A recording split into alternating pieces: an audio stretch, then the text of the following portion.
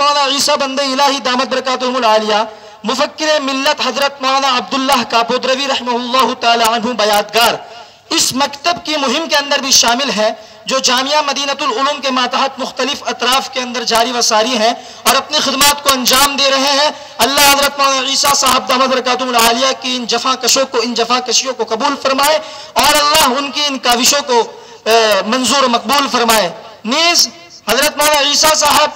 ये फिक्र एक नतीजा होता है कि जब किसी मुफक्किर की सोहबत का असर लग जाता है तो वो पारसनुमा होता है कि जो पत्थर को भी सोना कर देता है। वो अपने घर के अंदर जामिया सिद्दीका लिल बनात, जहां एक तरफ मर्दों की और बच्चों की फिक्र के अंदर मसरूफ है, वहां अपने जाती घर के अंदर जामिया सिद्दीकिया लिल बनात का एक मदरसा भी कायम है, जहां पे मुख्तलिफ औकात के अंदर मुख्तलिफ खवातीन तशरीफ लाती हैं और उनके सामने कुरान और हदीस के मफाहिम और उनके मतालिब को उनके सामने रखा जाता है, ताकि इस पुरफितन दौर के अंदर वो अपनी सही नहज को कबूल कर सके और सही नहज को चुन सके। इसीलिए कि इंग्लिश की एक कहावत है, by failing to prepare you are preparing to fail.